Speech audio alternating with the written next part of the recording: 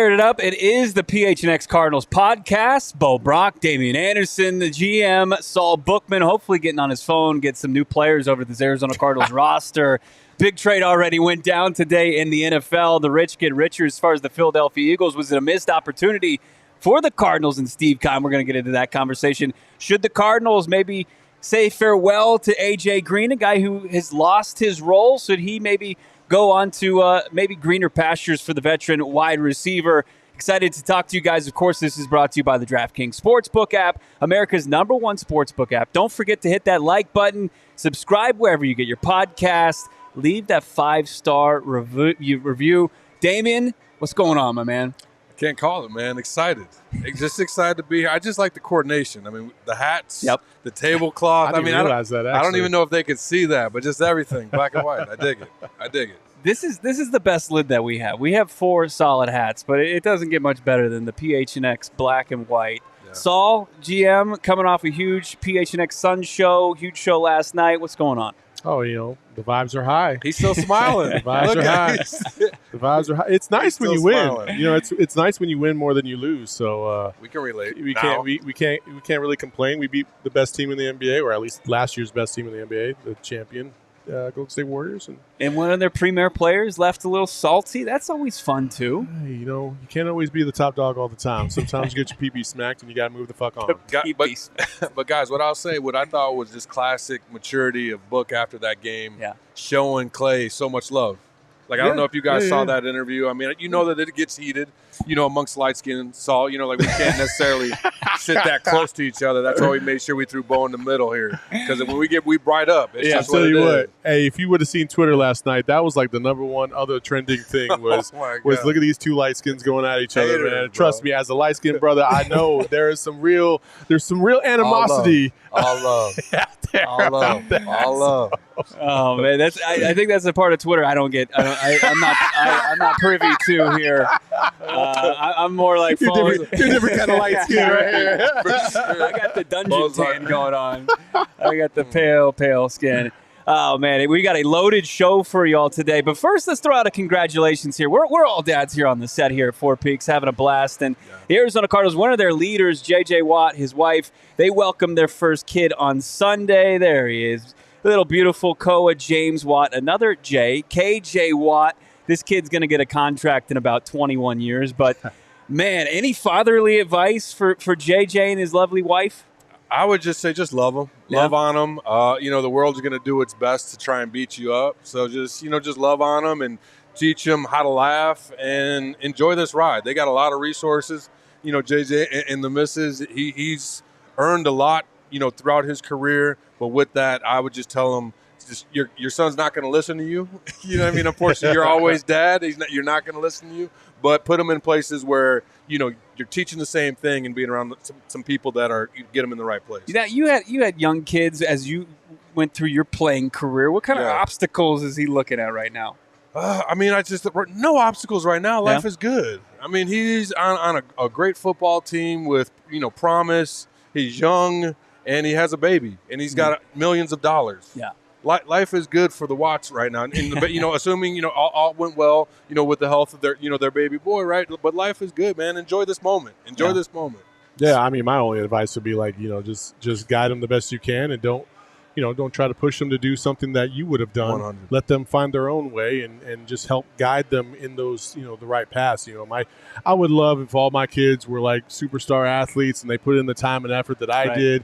But you can't force them to. If they don't want it, they don't want it. And you can only do so much.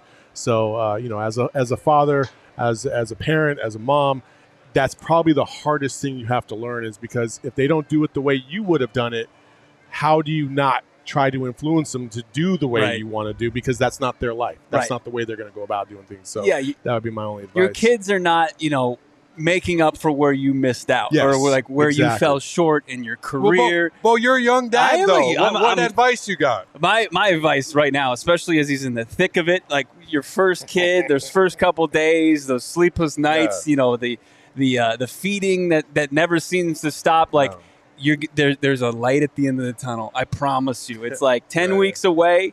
You just have to get through this moment right now. As I see our Jacob, our producer, who's going to be, living this life. Struggling. Struggling. Yeah, Joe Namath is struggling. Right. But, J.J. Watt, I mean, you're right. He's got $100 million in the bank. It makes it a good. little bit easier. I'm sure he's got some help. Yeah, he's at the got house. some help. He's got more than enough help and a healthy kid. And let's just keep him away from like the Fort Minor rap music. Don't just tell him don't be caught on camera for Hard Knocks rapping along to some lame ass song. That should be his number one advice for JJ. I mean, I took my kid to go see Get Rich or Die Trying when he was like 5. That 50 Cent story? Yeah, and he came out perfectly fine. So hey. Bro, we went to Borat, and Very nice. Drake was about, I don't remember, but we laughed, bro. We had, and I mean, if it was just me and you saw, we would have loved it, right? I'm like, what do you mean? What do you mean we have to leave? And the missus wasn't having it, dude. Wasn't having it. So you make those mistakes. It's good that they had kids later on in life, right? Yeah. You didn't have those kids at 20 years old. Yeah, no doubt. So some news went down earlier today. It would be an NFL Network's team of insiders that now it's official. Philadelphia Eagles adding some pass rush help. Kind of a strength of this team. You know what they have up as far as the front seven. We saw it in full display. Saul, you were there at the game as well. Thanks to our friends over at Game Time. Philly adds Robert Quinn, the 32-year-old pass rusher, and Chicago is pretty much picking up the tab on this one. $7 million of his $12 million salary is picked up by Chicago. All Philly had to give up was a 4th-round pick. Guys, was this a miss for Steve Keim and not surrendering a 4th-round pick for a pass rusher the caliber of Robert Quinn? Well, I think it's yet to be determined, right? Because he hasn't had the stellar year that everyone thought that he was going to have, and it's not like you're getting a guy that, I mean, granted, all the way up to 32, yeah, he's had some moments, he's had some years, but he hasn't done anything this year that warrants that much attention. So 18 and a half sacks a year ago. Only had one prior to the Monday night game this season. It very much a Chandler Jones-esque fall to a degree. You got to see what's left of Robert Quinn. Yeah. Maybe because the Eagles have a little bit some better pieces that might be surrounding him, it'll free him up to a degree. But at the same time, I don't really fault Steve Keim for not pulling the trigger on this. I think there's some other moves that are yet to be made that are out there. I hope he's got to do something. But honestly, I wouldn't do anything until you find out what's going to happen this weekend. Because if you fall to 3-5, you're kind of in that buy or sell phase, and you're kind of up in the air. If you go to 4-4, you're in the ball game. Now you got to make a move. Yeah, and then there's a couple teams that are kind of on the fringe. Washington, who's got a couple nice pieces. Deron Payne, I think, would be a great piece to add, especially with Rashard Lawrence going on the IR with that shoulder injury. You saw him outside the facility today. He's in a sling. They're going to reevaluate in 4 weeks. Could be in line for surgery. You feel for the guy. Already had hand surgery. How many times can you go under the knife in one season? You pull for a guy like Rashard Lawrence, but it looks like his season could potentially be done. You could get a guy in the middle of the defense with 4 sacks. I mean, if it's a day 2 pick for Deron Payne, I think your patience would pay off there. Or a guy who's going to be playing across the pond. Our friends at DMVR are covering him very closely. Bradley Chubb. If the Broncos lose that game and they're stuck where they are, and Bradley Chubb is reportedly available if they do, another reason why patience would pay off. Yeah, I mean, life is all about timing, right? As we all know, and I agree with Saul. I think that they should wait because you see where you end up. But I don't care, regardless of what happens. I think that they need to make some type of decisions. And the reason why I say that, because we've seen Steve Keim throughout this offseason offensively be aggressive, get Hollywood Brown. We saw him get Robbie Anderson, and I think that they've identified that, hey guys, we're solid on defense, but we haven't got those sacks or those turnovers consistently that we wanted. So having a guy like Chubb or Payne definitely helps that. And I like the young talent with Cam Thomas as well as Sanders, but I just don't know about with that depth at D tackle. Like, I mean, I think it's definitely needed to get a guy like either Hughes or Payne in that D tackle position. You can see a scenario right now as a Cardinals fan. There's a little bit of optimism right now. You got a dub. You got D-Hop back in the fold. The offense seems like it should be trending in the right direction more than it was a week ago at this time. And defensively, they have surpassed expectations. They've played above and beyond what people thought that they were going to do. And with the rise of Isaiah Simmons coming on, playing better and better every single week, Zaven Collins doing the same thing, Marco Wilson, it feels like the back seven are starting to get it. Yeah. That front four is going to be imperative. If you can find another tool on that front four to really apply pressure without having to send exotic blitzes and whatnot, then it's just going to make that back seven even better. So if you're Steve Keim, that is where I would focus, is that front four. You got to find somebody that's going to put some pressure on the damn quarterback without you having to, manufacture it. So you guys crushed it in the chat. Payne Train, toot, toot. Jalen Brer saying, Deron Payne, Bradley Chubb, long-term moves not only help this year, but moving forward the future. Quinn would only be a now move. Oh, man. Are you guys at Four Peaks? Of course we're at Four Peaks. We're all enjoying some Four Peaks beer. We got the Wow Wheat. We just had some great food off of their menu. There's sports on the TV. This fantastic Four Peaks tap water. It's ice cold. And like Mike says, IPA, you got to have the D-hop. It's a missed opportunity as far as Four Peaks goes, and that's the only thing that they're missing. Never. Yeah, never exactly. Get that D-hop, maybe get the Marcus Golden Ale going on, the Golden Lager. But everybody's all in as far as the Payne Train. They like the nose tackle. Joel Valenzuela is saying we need to go after Chubb and Payne. Both of them. Now I think we're getting a little. I mean, sky's the limit, baby. Let's go. Just fuck them picks, right? Les Snead style, right? Cardinals have rounds 1 through 4. They still have those, and they're also in line for 3 compensatory picks. So that adds on top of it, and then depending on if Trayvon Mullen plays 10 games this year, that pick could turn from a 6th-round pick to a 7th-round pick. So Steve Keim, especially relative to his NFC West peers, has got a ton of draft capital to do some work between now and next Tuesday's trade deadline. We got to get something in the works as far as a special show for that. I'm sure we will. But, I got to imagine they're going to be bullish between now and then. And any other position you guys feel like? I'm like, yep, agreed. Yes, cool. There it is. Move on Absolutely. next. No, I agree. Listen, this is probably the most important time of the season right now. You're about to hit the halfway mark. You can make a move that could really solidify yourself as the top dog in this division, a division that is easily for the taking by any of the 4 teams. The Seahawks are playing out of their mind right now. Nobody expected that. That's not going to be an easy game next week. But this week, you have the opportunity to really add somebody to your team either before or after the Vikings game. Probably more likely now at this point after the Viking game. And that Viking game, listen, if they come out and they beat the Vikings on the road for the first time and God knows when, I can't even remember in my lifetime them beating the Vikings in Minnesota. If they do that and they equal and they get back to 500, you're right there. You're absolutely right there. You need to make 1 or 2 moves to really solidify that defense, and then you're off to the races because a couple weeks after that, you get Marquise Hollywood Brown back, and that offense is going to be explosive. So you got to do something defensively for Steve Keim. I mean, the only thing offensively is that interior of the offensive line. I mean, because you're down kind of big, you lost your starter, Justin Pugh. Rodney Hudson, you don't know what his status is for the rest of the season. You like what you saw from Billy Price in a spot start role, but Cody Ford, who hasn't been healthy all season, he's now penciled in as your starter. You just maybe need to add depth. But, I mean, as far as game changers, I think it's still on that defensive side of the ball. And we've seen this type of system work before, guys, and we didn't have to look far. You saw it happen with L.A. and Von Miller last year, what they were able to do, a consistent offense, and then they were different. Once they brought on Von Miller, they already had Aaron Donald, Jalen Ramsey,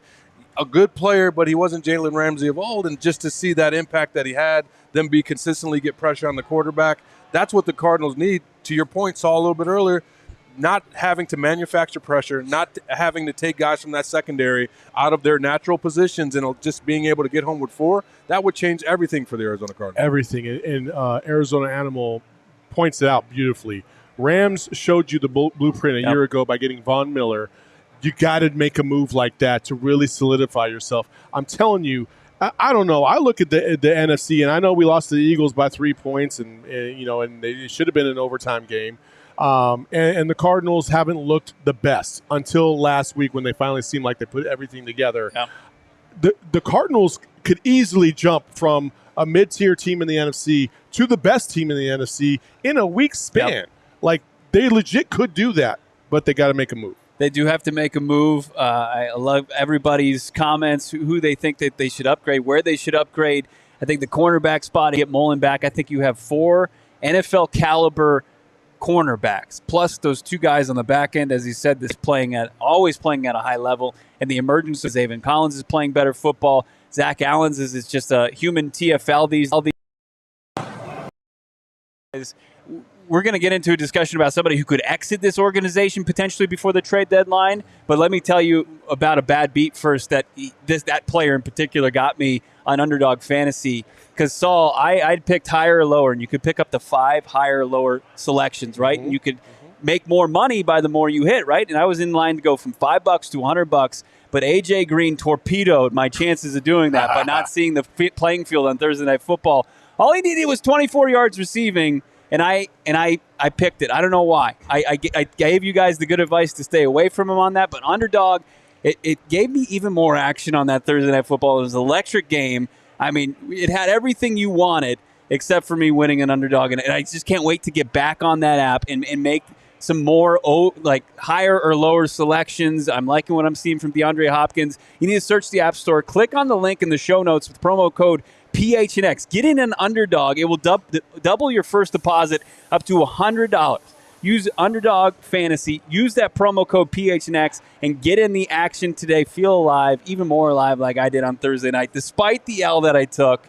Also, the Yotes, they're playing their inaugural home opener at Mullet Arena this Friday. You got to join us right here, Four Peaks, the PHNX Coyotes crew, Four Peaks for the tailgate watch party. There's not going to be a better place to watch this game outside of Mullet Arena. It's free to enter. You can enjoy $3 beer specials. Watch on the 20-foot jumbo screen. Register through the link in our show notes as well. Also, hook yourself up with some discounted beers. $15 for a 24-pack. The Fall Variety Pack. My God, there's not a better deal. You're not going to find a better deal at Fry's. You're not going to be able to go to Bash's and find a $15 deal like this. It's the Variety Pack this Saturday, Four Peaks, Wilson Street Brewery, 9 to 1. First 50 peeps get that free Oktoberfest T-shirt. We got one of those hanging around right here. Somebody tossed me a T-shirt. These things are amazing. Got to be 21 years or older. Here's these Oktoberfest shirts. I mean, the only thing that's going to look cooler than this is maybe you get some. She told me the whole stack, but yeah. Maybe if you get some Lederhosen or something, maybe you could pimp it out even more. But it's legit. Yeah, you get yourself one of those. Get a $15 variety pack. Four Peaks. We're having a blast here. I told you guys about the bad beat from AJ Green. I'm salty at AJ, but I'm not going to let it kind of sway how I feel about him right now. There was a report today from ESPN guys that said that the Packers might have interest in AJ Green. Do you just jump on that opportunity?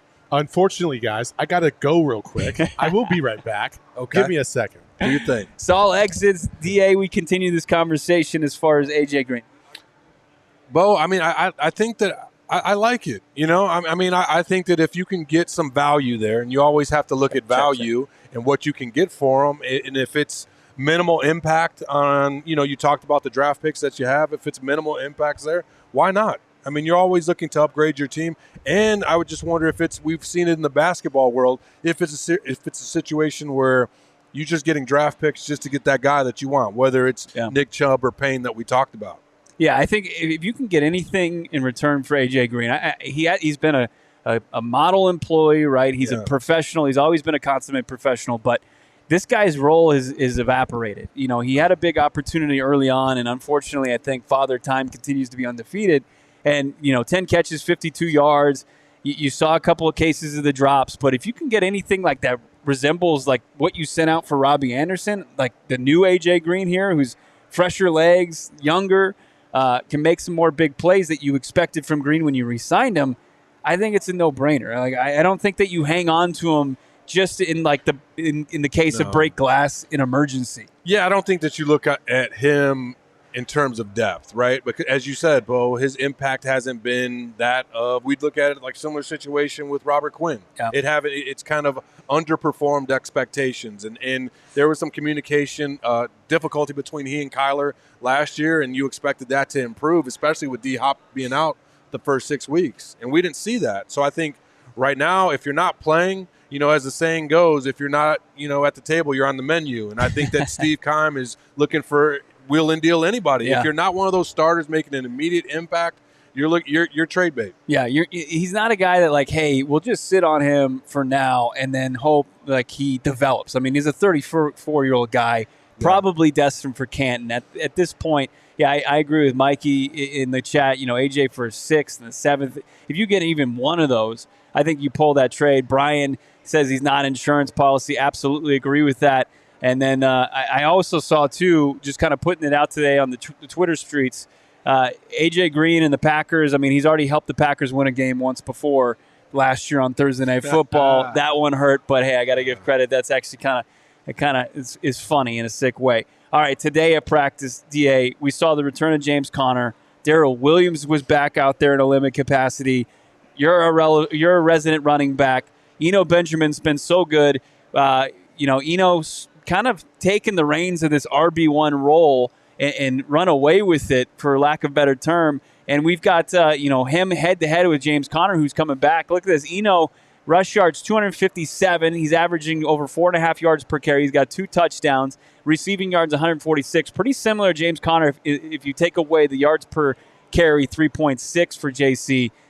How do you think you re-involve a guy like James Conner back into this offense, and does Eno have to just humbly take back the role that he had before James Conner had the rib injury? I mean, we've seen the Arizona Cardinals take talent off the field with guys like Greg Dortch. Yeah. And I hope that doesn't happen with a guy like Eno Benjamin, a guy that runs ferociously and a guy that's more athletic than you expect. And the Cardinals have had production at that position. Not that they haven't with James Conner, but with Eno Benjamin, they appear to be dynamic. Yeah. Kyler could get him the ball in the passing game, and he seems to have a knack for finding running lanes that I wouldn't say that Conner doesn't have, but when you do it a little bit faster, you get a little bit more yards. And I think that he benefits from space, being quicker and more agile in the hole. And I think that the Cardinals could benefit with the preservation of a guy like James Conner, throwing Williams to the practice squad. I mean, not the practice squad, but to some special teams, or maybe you don't even dress because you saw the talent that you have in a guy like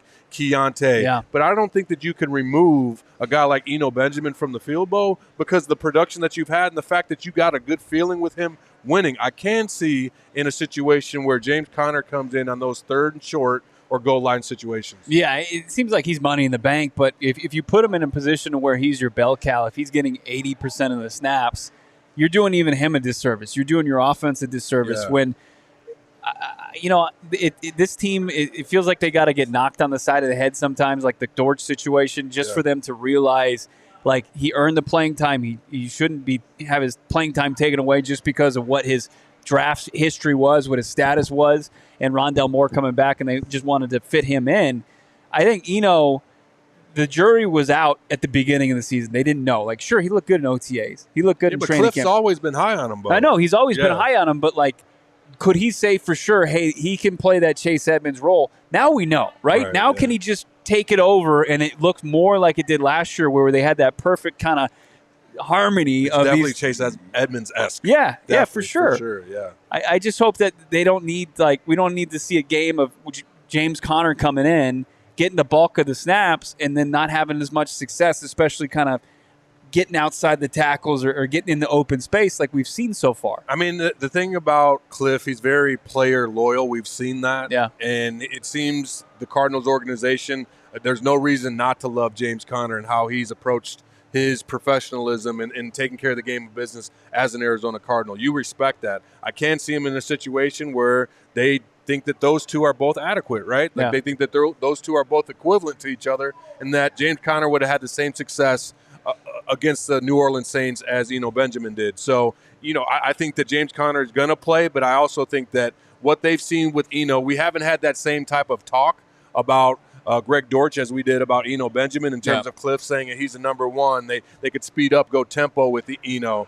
And this offense, I wouldn't say that they're dynamic, but they look fluid when Eno's in the game. Yeah, I see a question there, Mike, asking if Darrell Williams could get traded.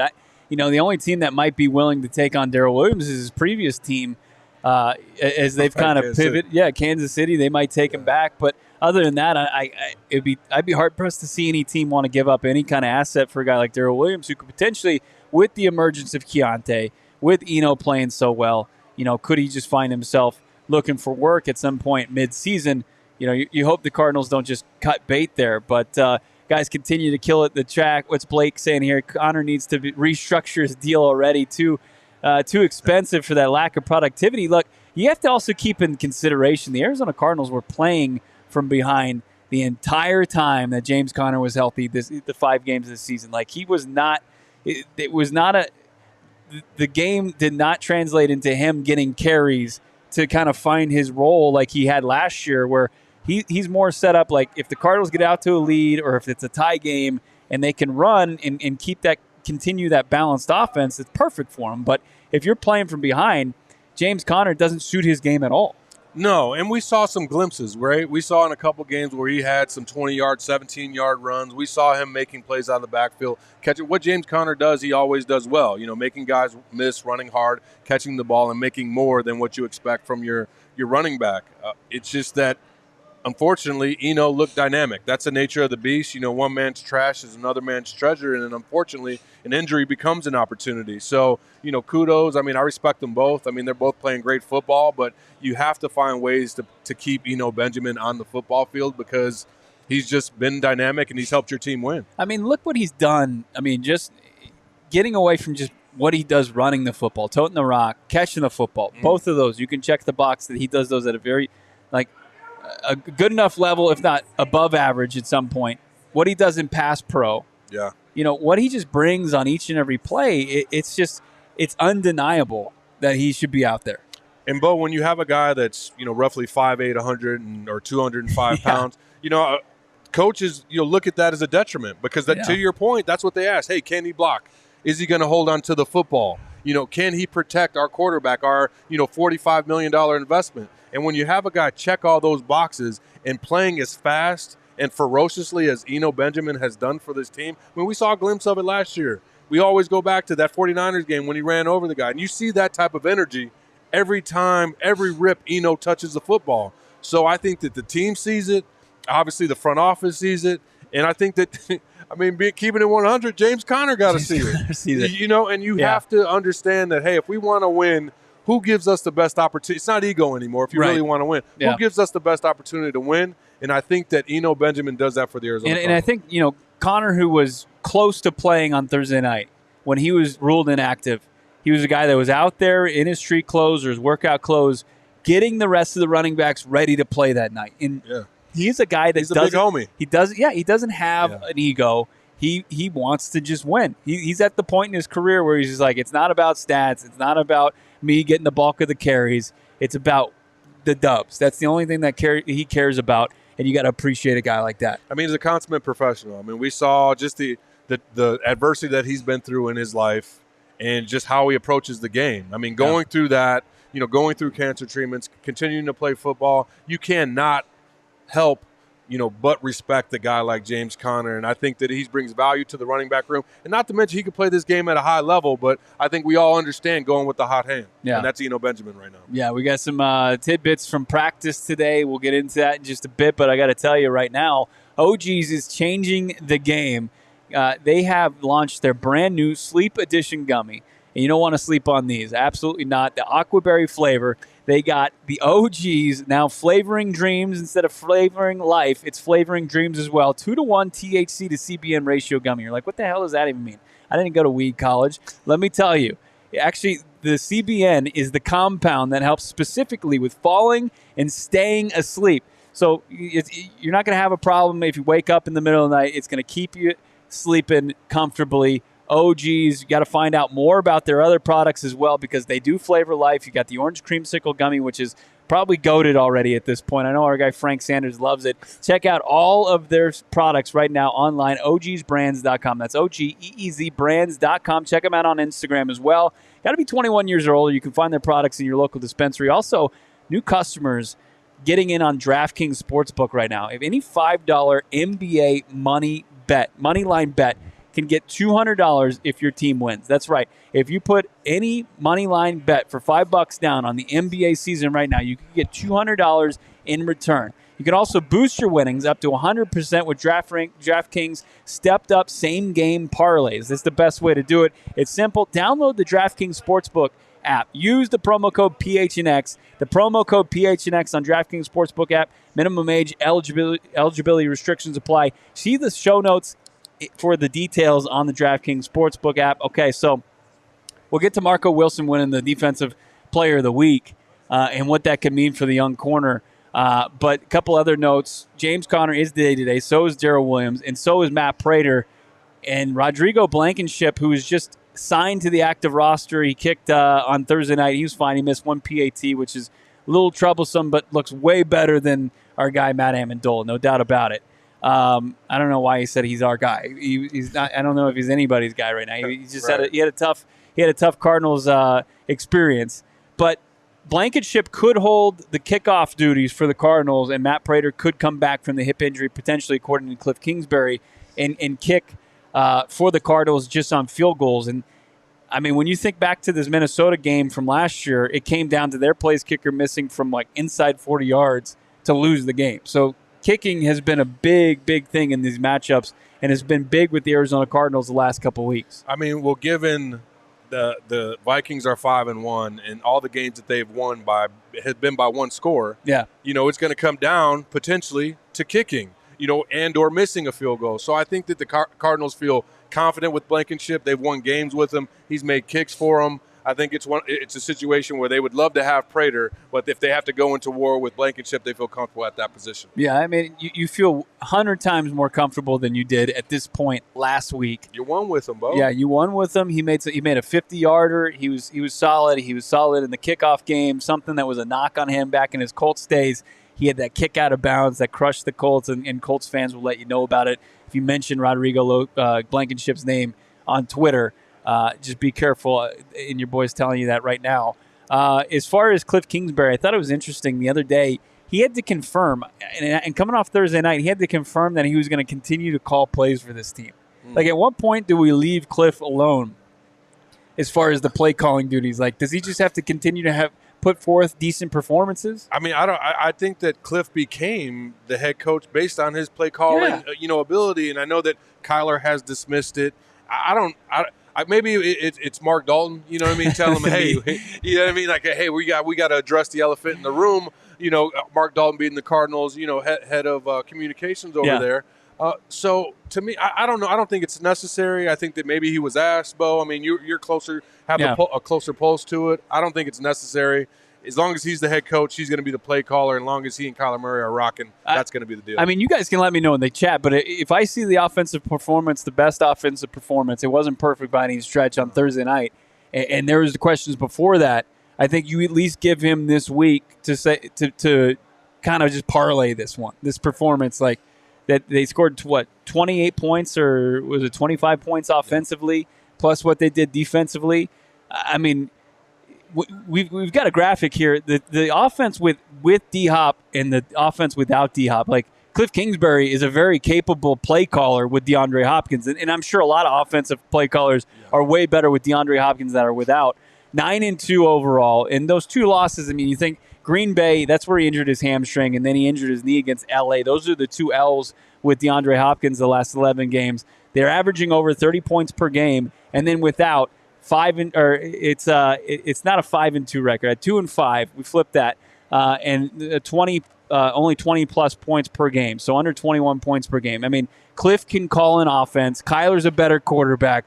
The wide receivers are better with DeAndre Hopkins. DeAndre Hopkins just makes everybody better, and I don't think you have to worry about this play calling thing to the extent of he needs to relinquish that play calling duty. No, I think that kind of the success they had last week, being more balanced, taking steps in the right direction, passing the ball, having a receiver over 100 yards, and just feeling better about the win, right? I just think if you take a step back, it wasn't perfect, but it was balanced. You have Kyler passing the ball over, roughly 200 yards or near 200 yards, and Eno having over 100 total yards from scrimmage, rushing the ball for over 100 yards. You love those stats offensively, and to score more points and their ability to do more things with him, Bo. I think that creates other opportunities, and that's why we saw the benefits, of scoring, like you said, over 25 points. I think they're averaging over 30, but I think that everyone's more confident knowing that they have a dog on the field when DeAndre Hopkins is out there. Yeah. Because he's a game changer, because he does dictate coverage, and he does create mismatches, and it creates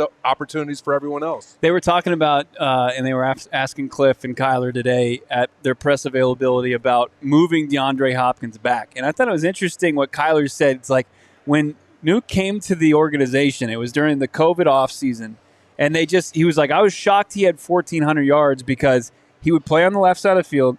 He ran all his routes on the left side of the field and still made magic happen. And then they started moving him around a little bit last year. Everybody knew we were going to do it. Yeah, everybody knew we were going to do it, and he still made plays. That means you're a true dog, right? Right? And then you got last year where he moved around a little bit. Like, the numbers weren't eye-popping. It was still like, hey, there was more that this fan base wanted to see as far as the versatility from the routes that DeAndre was going to run. And then his first game, that was something that was in the works way before the suspension that they were planning on doing, and he ran, an absurd amount of routes in the slot. He was at X, he was at Z. And Kyler's like, I mean, that just takes, with all the playmakers we have already, and then the defense has to account where DeAndre Hopkins is lined up on any given play. It just gives them an even bigger edge. Well, I think what it does, it allows the offense and Cliff to dictate the coverage, right? Because you know that they're going to do based on prior game film, and it also creates opportunity to get those one-on-one matches. And I think of, some of the tweets that you posted, Bo. What I loved about it was like, hey, just get the ball in his hands. Yeah. A quick reception and allow him to be athletic and make guys miss. And when you have a guy like that that can turn, you create space for him, and you make a 3 to 5 yard catch, and he can make it 12 to 15 to 20 yards. That's a game changer. That's a difference maker. And when you have that, we've seen the impact. We've seen what it's done to guys like Tom Brady. We've seen how it's making Aaron Rodgers make him a basic human. Before that, he was a superhuman in his ability, but without having Devontae Adams, he looks pedestrian at that position. So it's important, and I would encourage you to find an offense that has been successful with this new era of football without having that number one receiver. Yeah, no, I mean, you'd be hard-pressed. I mean, Green Bay has been reeling ever since Devontae Adams left that organization to Las Vegas. If you took Cooper Kupp out, even when you took OBJ out of the lineup in the Super Bowl, it took, I mean, that offense a complete team to win that game. Yeah, it did. And it took them kind of forcing the issue with Cooper Kupp down the stretch and then making some big plays for them to pull that one out again. And also Aaron Donald just wrecking the game on the other side of the football. But, I mean, outside of Patrick Mahomes, offenses struggle when they lose their wide receiver ones. That's just the way it goes. You're just a lesser offense. Now, we wish we'd seen more, right? We wish they didn't get held out of the end zone twice, once against LA and then once against Seattle. But, it is what it is. But luckily, the Arizona Cardinals can say, especially going into Week 8, they have DeAndre Hopkins and the other team doesn't. But they got a version of him. They got a dog, too. Jetta is Justin Jefferson. We heard a lot about him today, and everybody's well aware of how good Justin Jefferson is. It's going to be a big assignment for a guy like Byron Murphy. Real quick, Cliff was asked about the role of Robbie Anderson. Does it increase? He's not anticipating anything too crazy. It's week 2. Like, how tough is it, DA? Like, have you ever seen guys like – because the trade deadline wasn't as prevalent as these days because of how hard it is to grasp a brand new offense on the fly.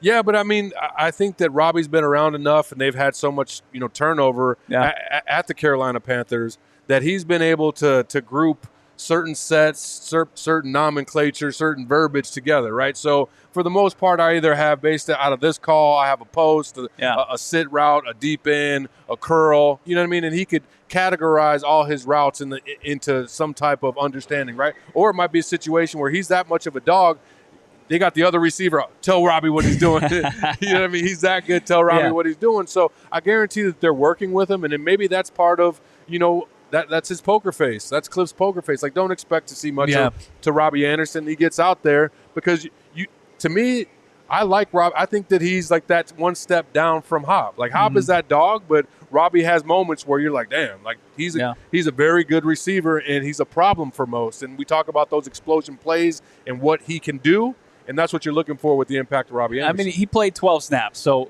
you can see an increase. Say he plays 20, right? If he plays 20, and if Kyler looks his way 3 of those times and he hits them once, you got a game-changing type play. This is a guy who's 6'3", runs a 4.3. Like, those don't grow on trees. Like, guys that caliber, those are like Kyler calls them demons. They're out there, and they're just you can try to find those guys, but the Cardinals got guys on their 6 feet. He's 6'3". He's an absolute problem for opposing defenses.